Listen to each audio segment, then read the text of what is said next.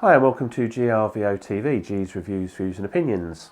I got a new lens just to try out and see if I'm going to keep it. At the moment I'm not so sure whether I will.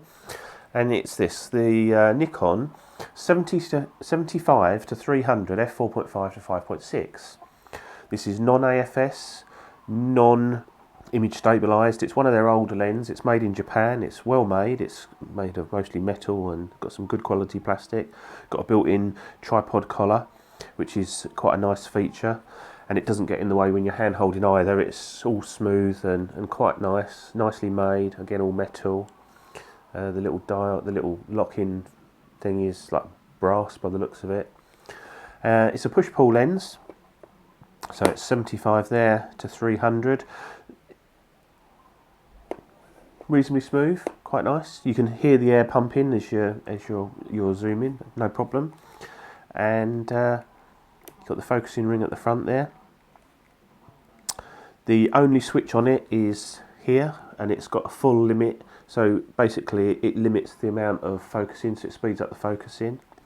Now, one of the downsides I read about this lens is the slow focusing speed, but I've done a few tests and I don't think it's slow at all. It's when you're going full range, it seems slow, but I've said this before in my videos. In reality, and when you're using the lens, it doesn't go all the way backwards and forwards.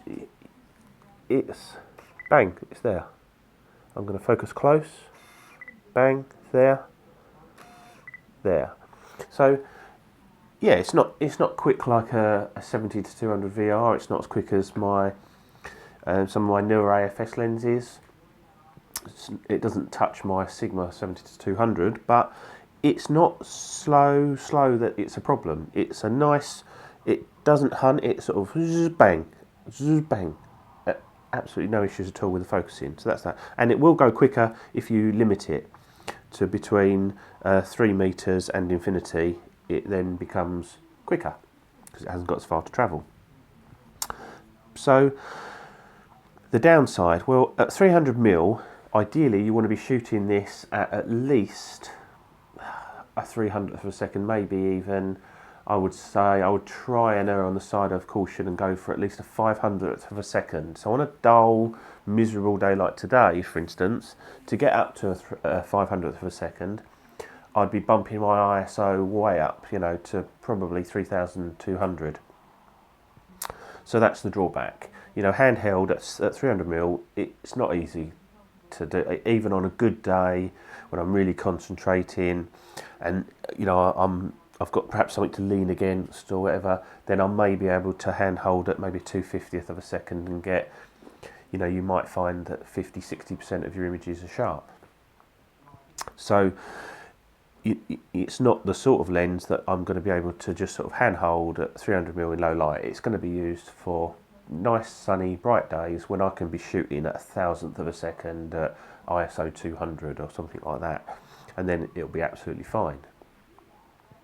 So why have I got it? It's really just for that extra bit of reach. The extra 100mm over my 200mm is nice to have on certain occasions. It's not a lens I'm going to use a lot. I might even sell it on and not keep it, I don't know. But I wanted to try it, and it's cost me less than 100 quid. So, and I know I can get my money back by selling it on anyway. So, there's no real issues there. So this particular one is in mint condition. There's not a mark on it. There's no dust in it. There's no wear and tear. There's no damage to the tripod collar. The only wear, and it's nice wear, is in the tripod sort of screw thing, and there's a bit of brass coming through, and it's sort of, if you want a lens to wear, that's the sort of places you'd expect it, and quite nice. It's interesting little lens to try, and I would suggest you try these older lenses because the glass in them seems to be really good. I mean, I've done a test mounted on the tripod at 300mm, and the images on screen seem to be nice and contrasty. They're sharp because I had it on a tripod, and I've got no issues with the image quality whatsoever. So Anyway, this has been GRVO TV. Thanks for watching. Cheers, bye.